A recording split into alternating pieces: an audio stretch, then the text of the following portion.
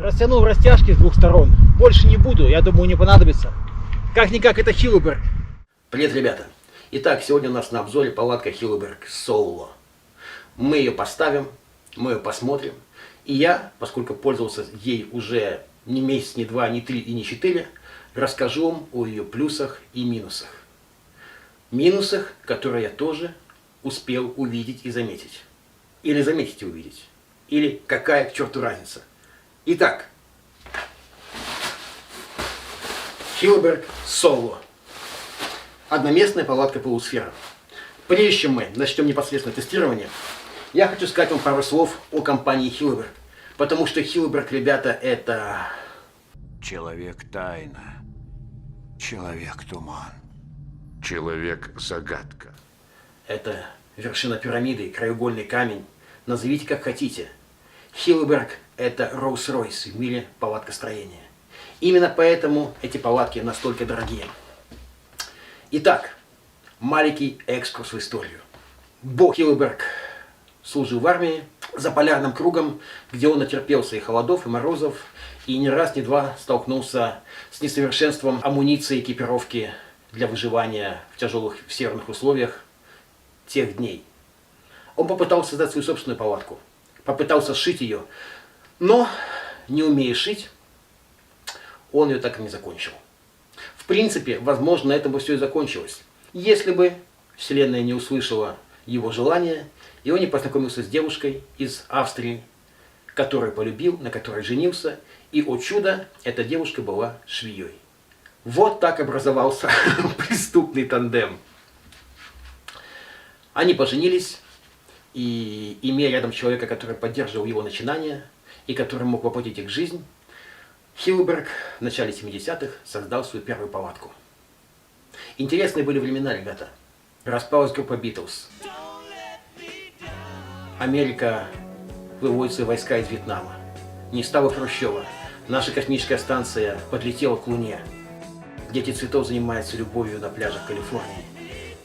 Танцы, секс и рок-н-ролл. 70-е, ребята. И где-то далеко в Швеции в это же время молодая семья Хиллбергов создает свою первую палатку. Первая палатка вышла в свет в 1973 году. И помимо того, что это была первая палатка фирмы Хиллберг, это также была первая двуслойная палатка, созданная в Европе. Как видите, ребята с самого начала взяли высокий старт. Палатка называлась Хиллберг Кэп. Она имела некий успех, не могла не иметь, двуслойная палатка. Но ребята были не из тех, кто почивает на лаврах. И спустя 2 года они начали использовать в создании своих палаток революционно новую ткань. А именно пропитанный силиконом нейлон. Ткань легкая, очень прочная и пропитанная силиконом, она отталкивала воду и ультрафиолетовые лучи. Пообещав друг другу, что семья всегда будет на первом месте, Бо и Рената родили 2 детей. И вместе с маленькими детьми, мальчиком и девочкой, они постоянно путешествовали, постоянно тестировали свои палатки и постоянно их улучшали. Так, например, в 1977 году они создали палатки, где внутренний полог отстегивался от внешнего. Мало того, этот внутренний полог можно было отдельно устанавливать как палатку. До этого так не делал никто. Ребята постоянно шли вперед. В 80-м году они создали палатку Керон. Эта палатка стала топовой, и благодаря ей компания зарекомендовала себя как производитель исключительно надежных, крепких палаток, с которыми можно и в горы, и куда угодно.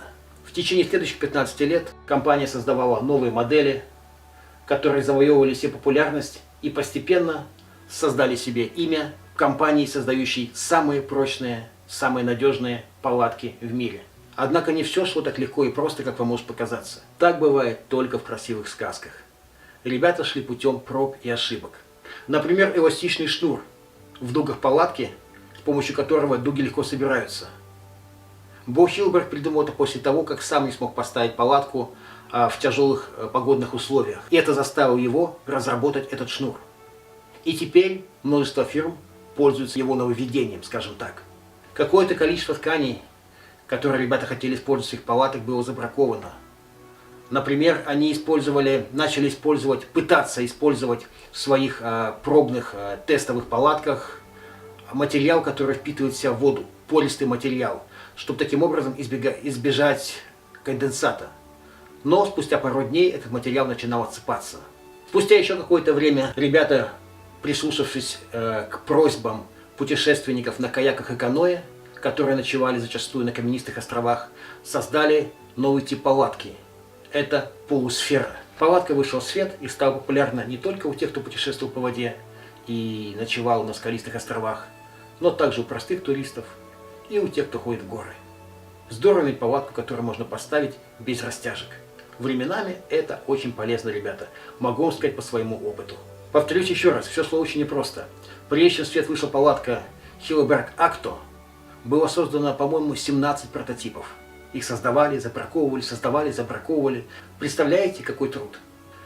Продукция Hilleberg становится известной по всему миру.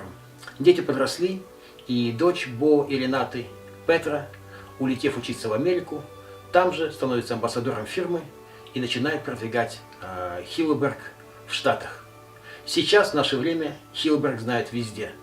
В 1997 году ребята открыли фабрику в Эстонии, где сейчас выпускаются эти замечательные палатки. Внешний тент делает от начала до конца один мастер.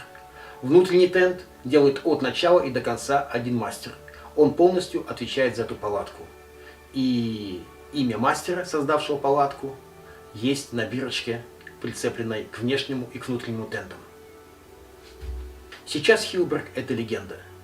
Это самая знаменитая фирма, производящая палатки. Бо Hilleberg ушел с поста руководителя компании, передав должность своей дочери Петре, но по-прежнему остается в совете директоров. Его сын, который был директором компании, Рольф, оставил эту должность, чтобы больше времени проводить с семьей. И отец его прекрасно понял, ведь он сам когда-то давал жене такое обещание. Hilleberg – легенда, Hilleberg – мечта. Компания, которую знают во всем мире. А сейчас, ребята, мы посмотрим на эту палатку. Настолько ли она хороша? Сейчас нам это откроется.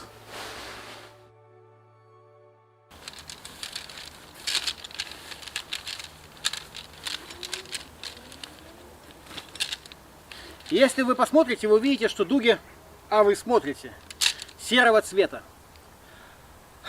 Это дуги не оригинальные. Точнее, они оригинальные, это хиллберговские дуги, но это усиленные дуги. Я специально заказал их в Hilleberg после того, как попал штормовой ветер в Монголии. Он меня немножко напряг.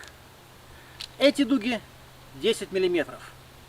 Стандартные дуги у Hilleberg Solo красной серии, а сейчас вышла палатка черной серии, более прочная. Такая же, только с более прочной тканью. Так вот, у красной серии, это Hilleberg красной серии, соответственно, у него дуги 9 мм. В принципе, в этом вся разница. Эти дуги на 1 мм толще. И они серые, а в оригинале они золотистого цвета.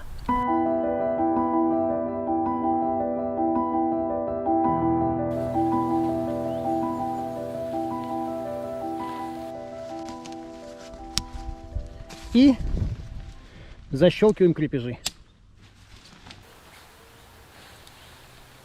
Очень просто.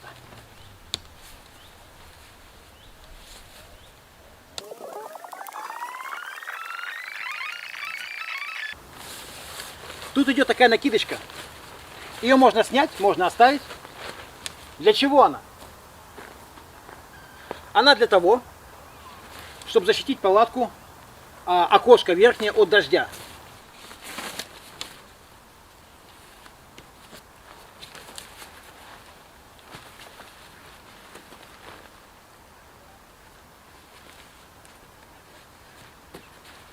Если вы понимаете, что ночь будет сухой, или максимум будет легкий дождичек какой-то, не страшный, то вы просто можете ее снять.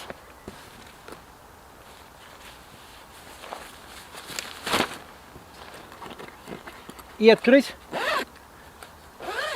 это вентиляционное окошко. Если пойдет легкий дождик, вы его закрываете. И этот материал не пропускает воду. Точнее, пропускает, если будет ливень. Да? Если легкий дождик, то он промокнет изнутри, но капать сильно не будет. Вот. Если же будет ливень, то, конечно, это окошко тогда, этот материал промокнет. И тогда надо одевать накидочку. Но, опять же, даже с накидочкой, когда она одета, вы можете открыть это окошечко Для этого она и существует. Вы его открываете, накидочка его закрывает, тут остается расстояние свободное, и вы можете свободно дышать. Но, по крайней мере, так подразумевалось. У Хиллберга очень крепкие, надежные, хорошие колышки. Они легкие, и они очень-очень твердые, очень крепкие. Естественно, не твердые. Странно, если бы были мягкие. Хотя в дешевых палатах колышки, на самом деле, в принципе, мягкие. По крайней мере, когда ты их забиваешь, ты это ощущаешь.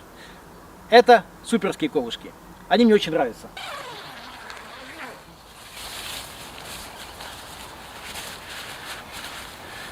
Эту стеночку можно так вот свернуть.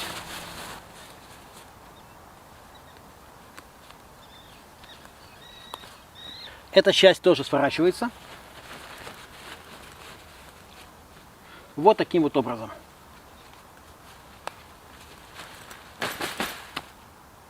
Залазим. Оп. Ах, палатка, палатунечка. Хороша.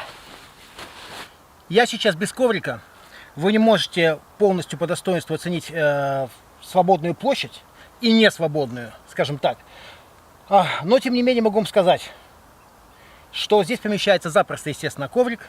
Вот, длина палатки. Ну, у меня рост 1,78 м. Вот сейчас упираюсь ногами. И еще остается место практически полностью вытянуть руку. Если у вас высокий рост, палатка вам подойдет. Тут не сомневайтесь. Это первое. Второе. Свободное пространство после того, как вы расположились. Здесь вот остается такой свободный треугольничек, видите? То есть она не прямоугольной формы палатка, не идеально прямоугольная. Здесь есть специально вот такой вот запас места, чтобы вы могли сюда что положить. В принципе, для одного человека места, ребята, хватает. Хватает, поверьте. К тому же вот есть тамбур, вы можете здесь что положить в тамбуре.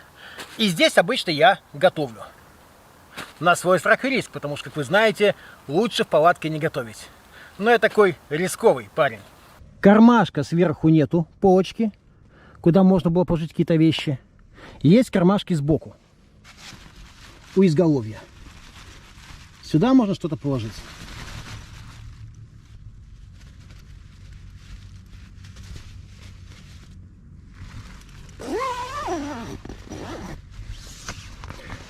Сам материал довольно плотный, такой приятный на ощупь, нежный, но при этом чувствуется такой плотненький. А это кадры не мои. Я их скачал, поскольку забыл показать вам, как можно отстегнуть одну из дверей внутреннего тента, оставив сеточку. Вот так. Молния иногда заедает. Вот здесь, видите, такая полосочка идет. Вот это вот. Она защищает молнию от дождя. И иногда, видите, вот, молния цепляется за нее.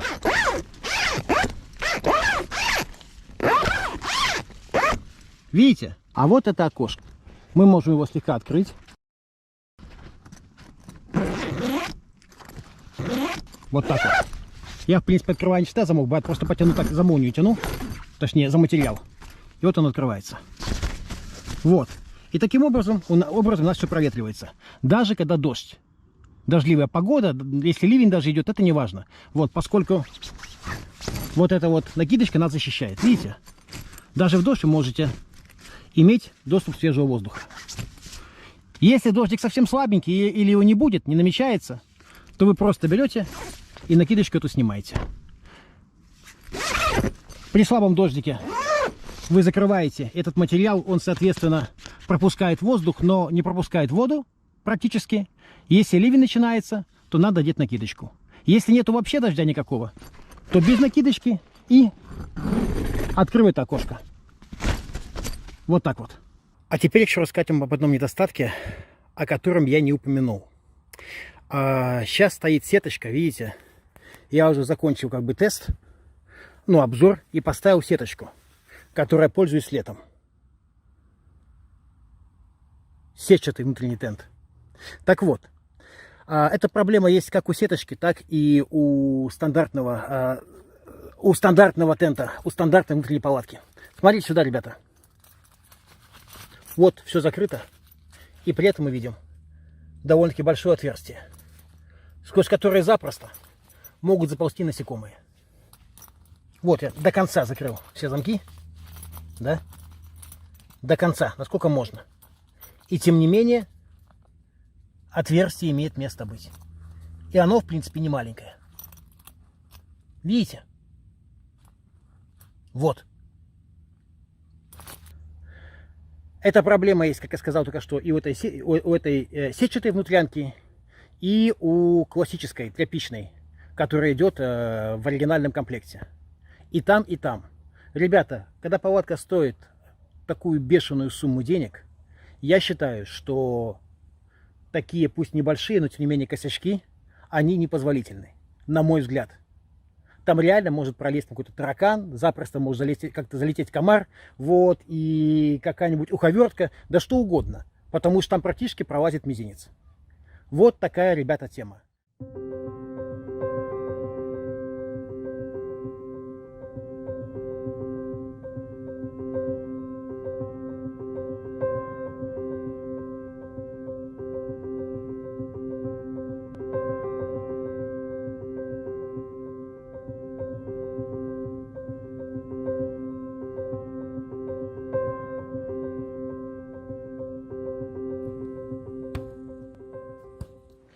Итак, господа, что мы имеем?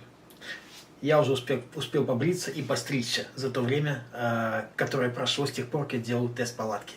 Однако, ближе к делу. Итак, палатка Hilleberg Solo. Какие у нее плюсы? Она очень-очень прочная. Материал внешнего тента это Kevlar 1200. По-моему, 12 килограмм прочность на разрыв. Это очень много. Это очень крепкий материал. Помимо этого, тройная силиконизация. Не двойная, а тройная. Как это? Не спрашивайте. Я знаю, что там тройная силиконизация. Мне объясняли когда-то, но прошло время, и я подзабыл. Но смысл в том, что палатка вас очень хорошо защитит от дождя. Защита у нее 5000 мм, что в принципе очень-очень-очень неплохо. Это прочная, водонепроницаемая палатка. Очень надежная. Я был с этой палаткой в Монголии, попал в сильный штормовой ветер, когда было трудно стоять, вот, и тем не менее она это выдержала. Выдержала с честью. Однако после этого я поменял дуги все-таки на более толстые. Если честно, думаю, что абсолютно зря. Толщина дуг у палатки 9 мм, и они очень-очень, еще раз, очень прочны. До недавнего времени палатка Hilleberg Solo негласно считалась самой прочной одноместной палаткой в мире. Сейчас появилась палатка Hilleberg Solo черной серии. Как я, по-моему, уже говорил или нет, поправьте, палатки Hilleberg делятся на серии. Самая прочная серия, это самые прочные палатки, правильно сказать, это черная серия, так называемая. Они самые тяжелые, при этом самые прочные. Немножко полегче и не настолько прочные, но все равно, сравнительно с топами других брендов, мега прочные палатки, это красная серия. Та, которая относится к Hilleberg Solo, мой. Следующая серия желтая. Это облегченные сильно палатки, и, соответственно, облегчение не проходит просто так для таких параметров, как прочность. Они наименее прочные, но тоже очень-очень даже прочные на фоне палаток других фирм. Hilleberg Solo, моя красная серия, до недавнего времени была самой прочной палаткой. Сейчас у них появилась Hilleberg Solo черной серии. Там немножко прочнее материал, по-моему, там идет у меня 1200, а там 1500. И дуги там 10 мм. Те, которые я заказал для своей палатки. Вот. И, соответственно, до недавнего времени моя палатка была самой прочной. Это огромный ее плюс. Второе достоинство палатки – это то, что она удобна для одного человека. Там достаточно места. Помимо того, что довольно-таки просторный тамбур, где вы можете готовить, поставить мокрый рюкзак, обувь, она сама не идеально прямоугольной формы, да, и вы имеете немножко свободного пространства, поскольку она идет как бы немножко к треугольничкам, вот так вот, сбоку, треугольничком, и, соответственно, ты можешь рядом с собой положить. Это хорошо и это удобно. Это Плюсы.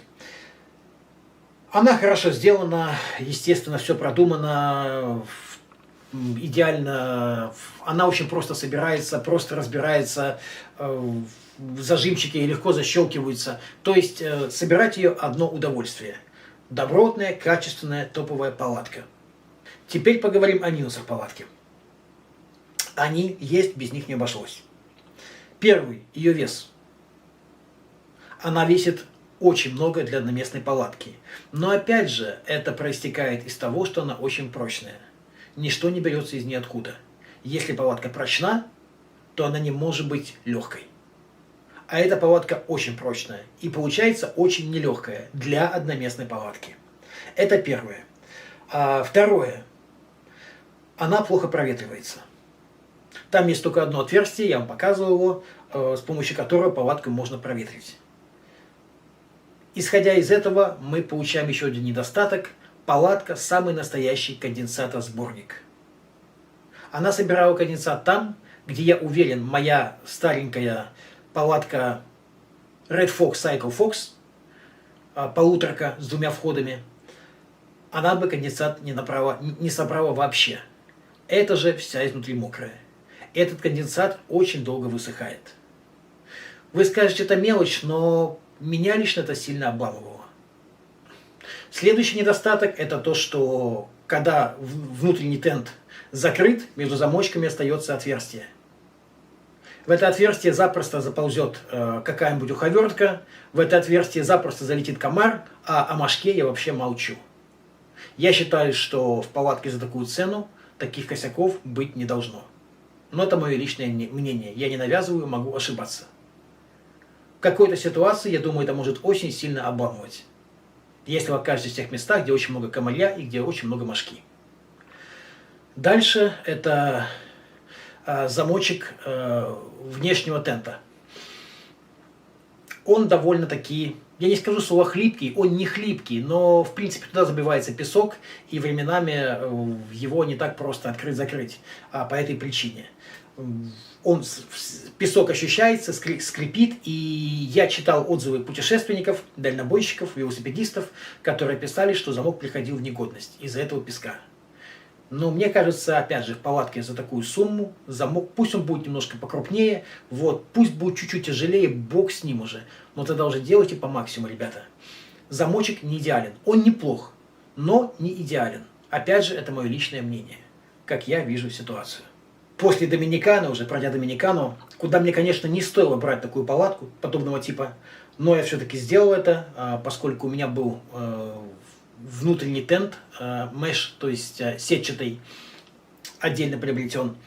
Я думал, что как-то с сетчатым внутренним тентом я смогу в Доминикане в этой палатке существовать. Нет, сэр, нет, мэм. Она абсолютно не приспособлена для жаркого климата. В принципе, это неудивительно. Да? Это, наверное, даже не косяк палатки, но просто вам сообщаю. В жарком климате она превращается в настоящую парилку. Находиться там внутри просто невозможно.